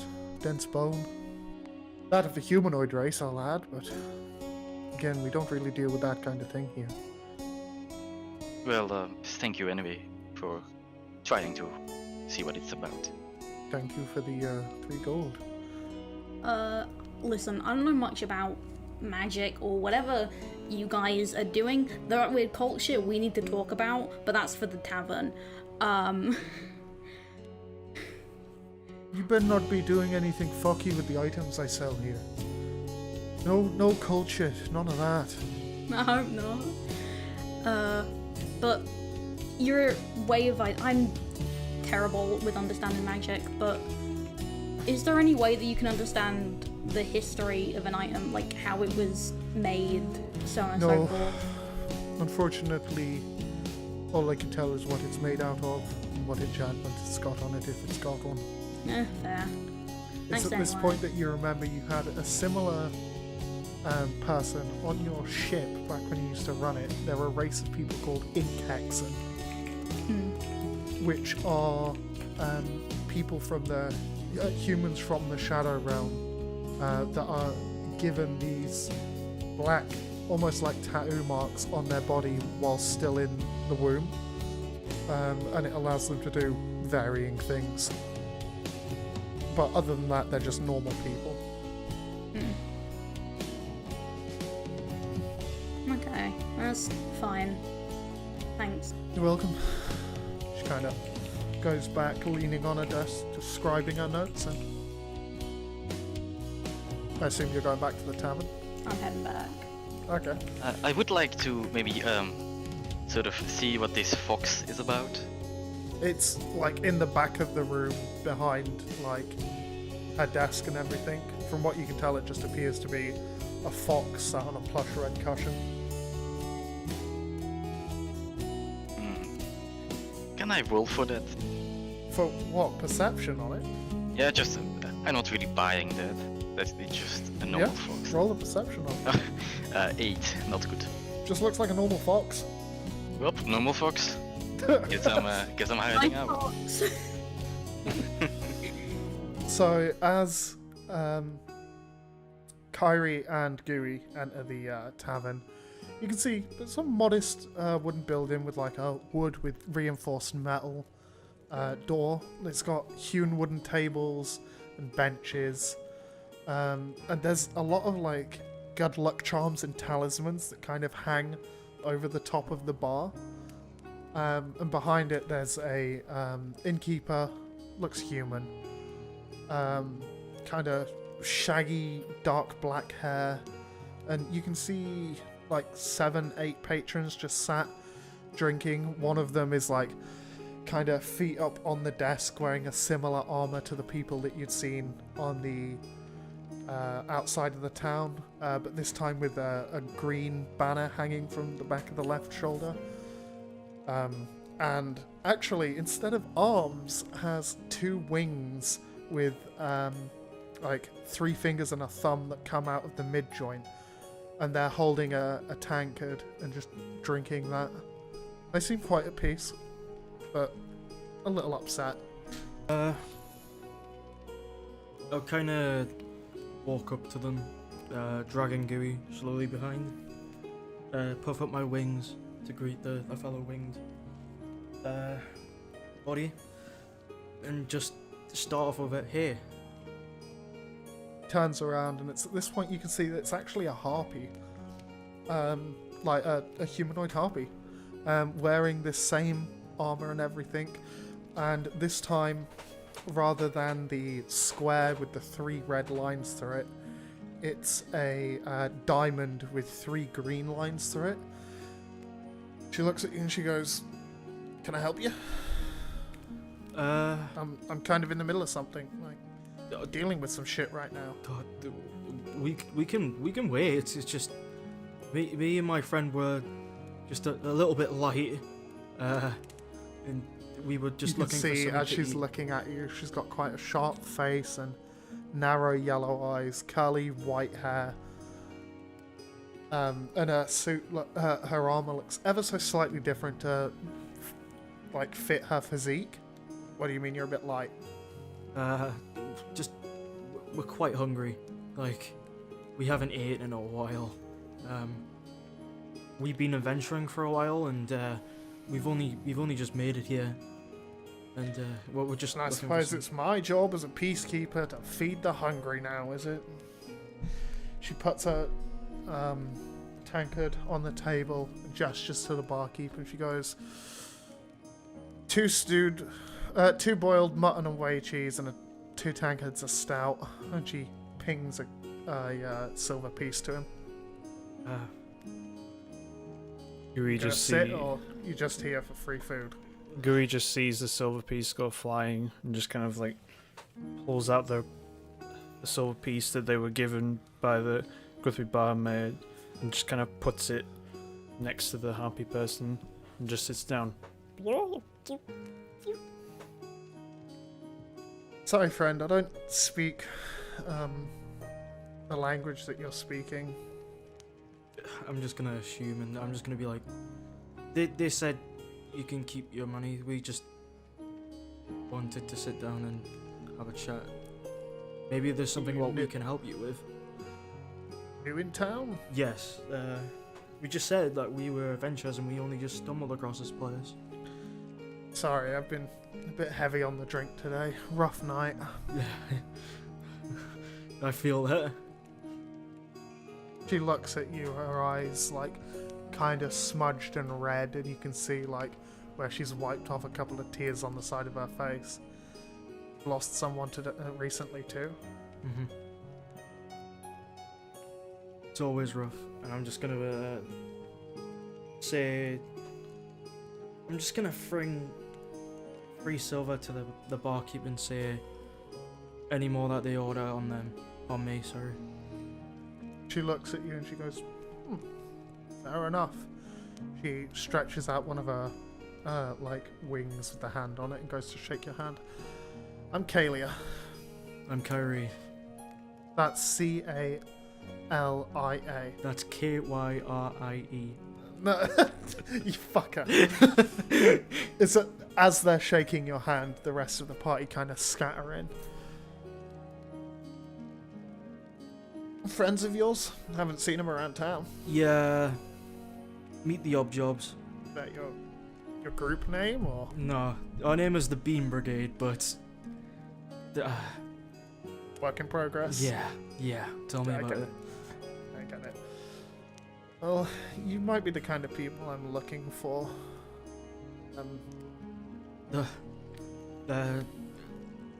What do you need? Like, we're adventurers. Lysias is pretty fit ones, that too. She looks at the rest of you and kind of gestures for you all to sit down. 3 more mutton and cheese and 3 more stout. As they say that, the barkeep kind of scurries along. You can see it's just a normal human. He plonks down 5 bowls of this mutton and whey cheese, and then scurries off and comes back with 5 more tankards of stout. He goes, thanks, Nada.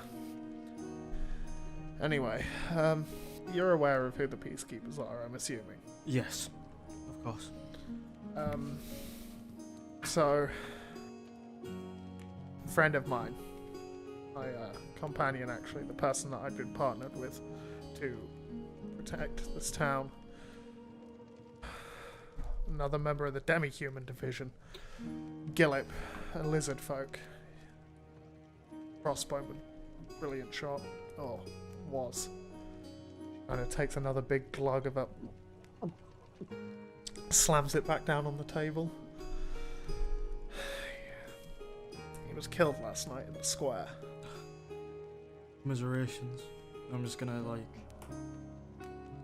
act really sheepish and just kind of sink my head into the food eating. So, I'm guessing if you're adventurers, you'll want recompense for doing this job for me. As she mentions her friend, I'm just going to say, in Oren, may the Raven Queen bless this soul. I appreciate that, young one. Not Appreciate that. politely. Takes another big glug and slams it down on the table.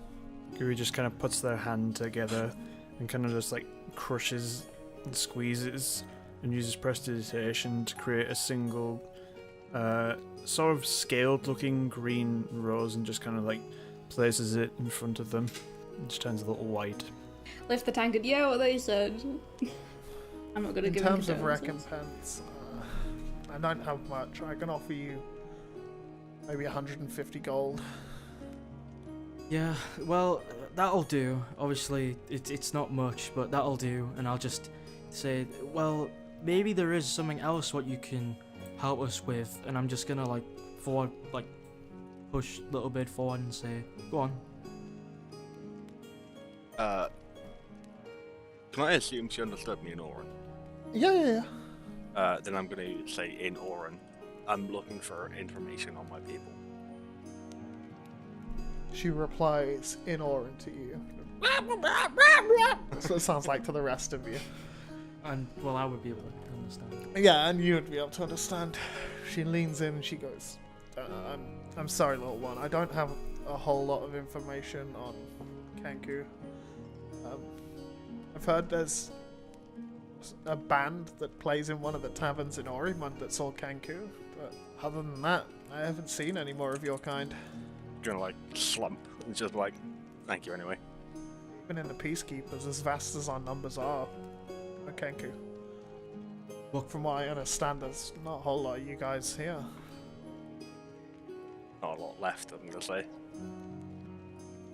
It's like that for a lot of demi-humans nowadays.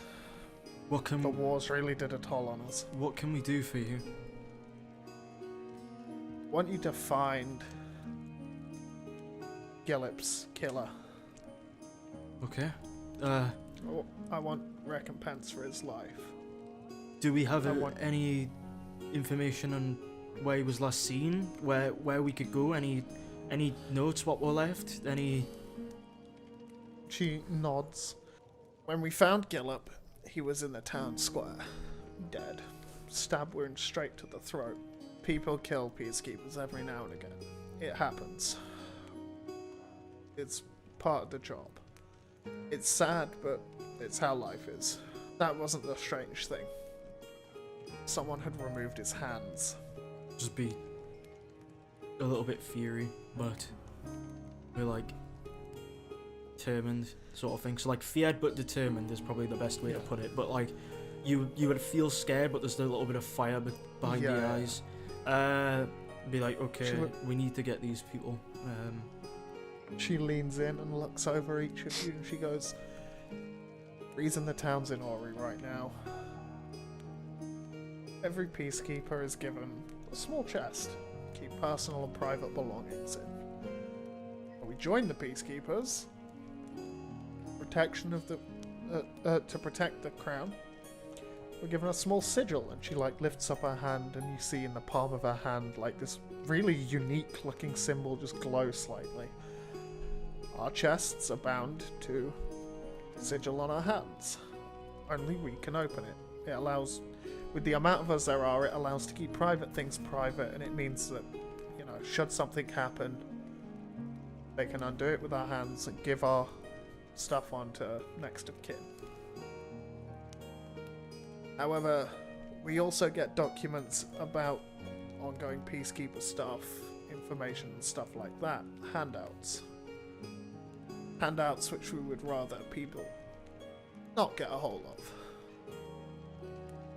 If you catch my drift, orders and such, where we're going to be at specific times, who's going to be working where, what kind of trade is going on, any kind of rumours we've heard. So if someone's got Gillip's hands, they get a hold of his box, it's all out in the open. Our entire routine for the next 3 weeks. Every slight detail of people's shifts, where they're going to be, who's going to be with them, out to whoever killed Gillip. There was one person that saw him just after it happened, walking through the town, staggering drunk at night. His name is Ransom, and he's a gnome farmer. He lives in the outskirts of town, where a lot of the farmers and stuff live. He's refusing to talk to any of the peacekeepers, so... About 15 years ago, Rancet's sister went missing. Before I was even a peacekeeper at this point. Rancet's sister went missing. Peacekeepers didn't really do anything to help find them. So, as you can expect, he now has quite a significant distrust. I've tried talking to him. A couple of others have. Every time. Just refuses to talk. Carries on drinking and leaves. However, you're an adventuring group. You might be able to get information from him, I can't. Where is he right now? She looks outside and you can see the moon rising. Around about this time, I'd say the Cat and the Earl, but could also just be on his way home. He usually gets there at about midday, leaves at about 10 p.m. Not much to do other than farm, I guess. Well, we'll go talk to him. I can't guarantee anything, but we'll try our best. But even if we can't get anything from him, I promise to avenge your friend. Just find out who did it. That's all I want. And she takes another big glug. Gillip was a good man. A little bit weird. Mm-hmm. As scaled folk go, he was alright. I'll just, with a sense of urgency, just finish my meal and finish my drink and just head away, straight away. As you're leaving, the tavern keeper kind of goes, "Oh, I have a second of your time." I'm quite busy, but go on then. I'll just walk back. Because of what happened last night, the peacekeepers, they're not too friendly with people out after dark. People tend to either stay at the tavern they're in if they want to keep drinking, or head home before it gets dark. We've got 2 rooms available if you want them. That would be very kind of you. Would you accept anything for them, or? Depends how long you plan on staying in the town. We're Silver a night per room. adventurers. I can't imagine that we're going to be staying here for long. Okay. Well, do you want me to start a tab and you can pay when you leave? Yeah, Just just include drinks and all that. just put it on me. Okay. Name's Kyrie okay. Azazel. Okay. He pulls out a bit of paper and writes Kyrie on it. The rest of you, if you all want to make your way upstairs, I think it's number 4 and number 1. I'm pretty sure those are the 3 rooms. There's some hammocks and stuff in there. I'll give you the keys in case you want to leave anything in your rooms. He slides 2 keys over to you. I'm going to start making my way out the door. Is anyone following? Yeah, I'd follow. I was gonna say, is there 1 key available? Have they both Ki- taken the keys? I think Kyrie has both keys. I thought they were just left on the bench. No. He slid them to you. I didn't pick them up. I just walked away. Alright, yeah, there's 2 keys on the desk. Okay. 1 marked 4 and 1 marked 3, despite him saying he thinks room 1's open. It looks like they're the same key, though, so...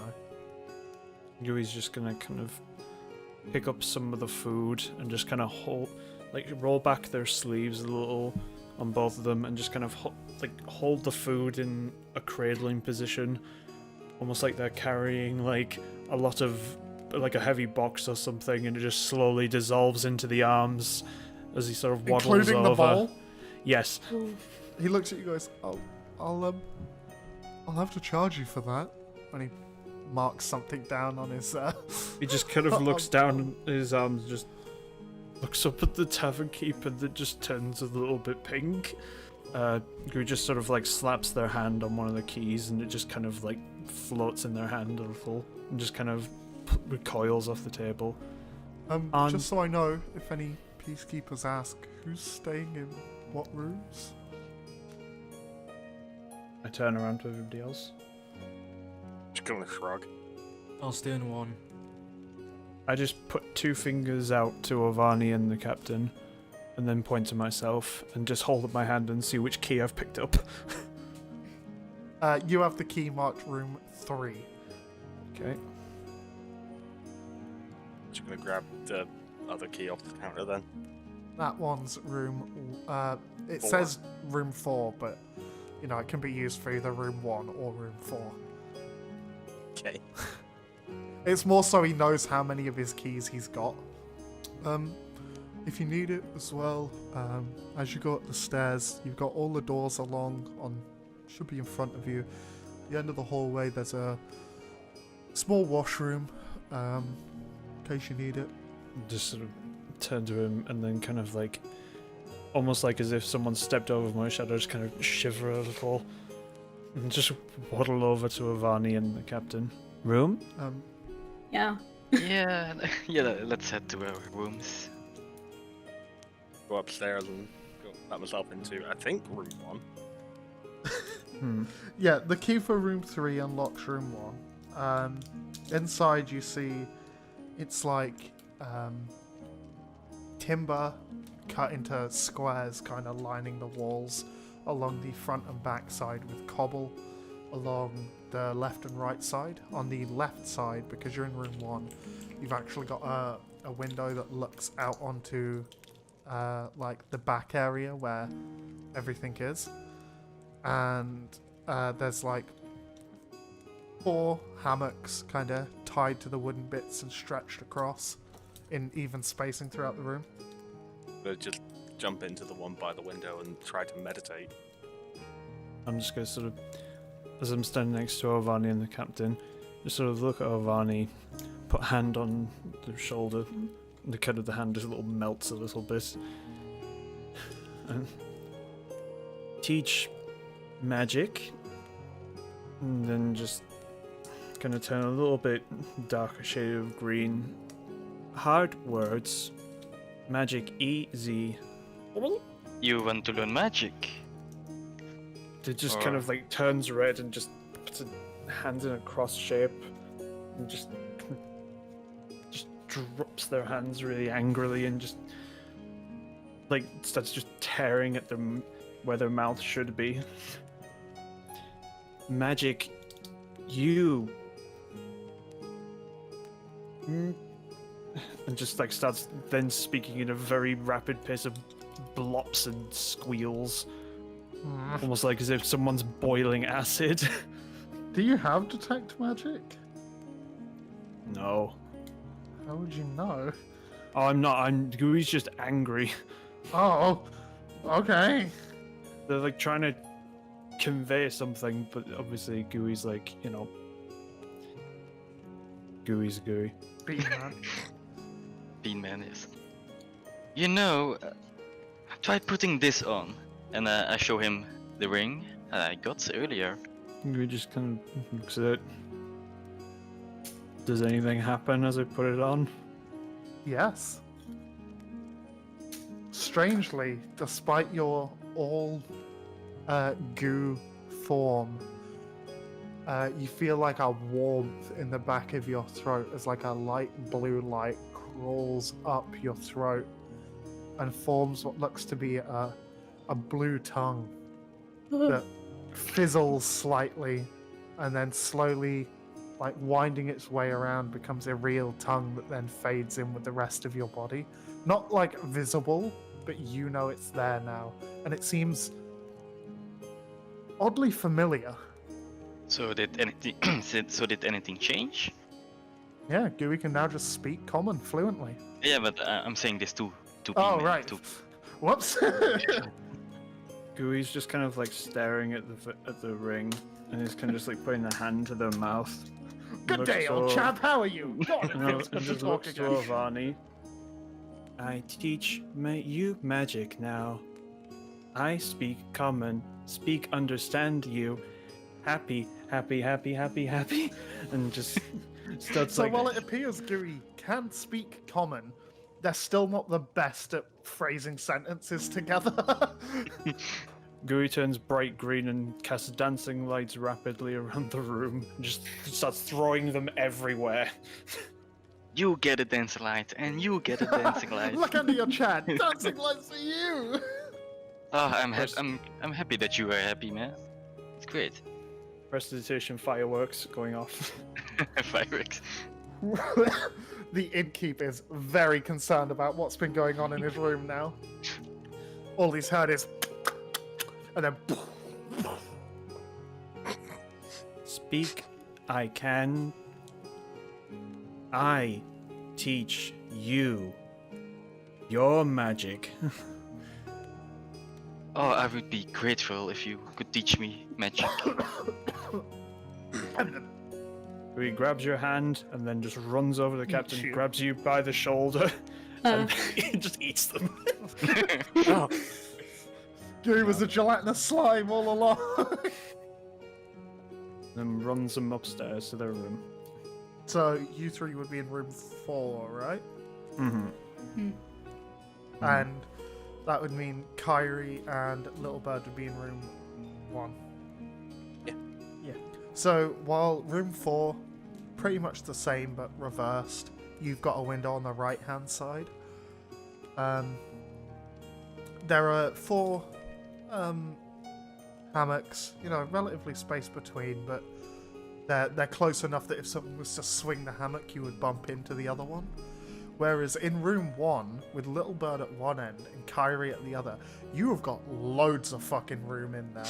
You can put your backpacks and stuff in the actual hammocks to keep them off the floor and stuff as well. Oh no, I sleep with mine in my lap. Oh yeah, you do, that's right. Especially because you're so small, even with your backpack in your lap, you've still got enough room for another Little Bird if you so desired it. Oh. Right, I'm going to head off to bed. And he kind of taps the table, and the candles in the tavern just putter out. If you need me, I'll be in room 5, across from room 1. And on behalf of everyone, I hope both the players and the listeners enjoyed today's episode. And we will catch you all next Monday. Goodbye.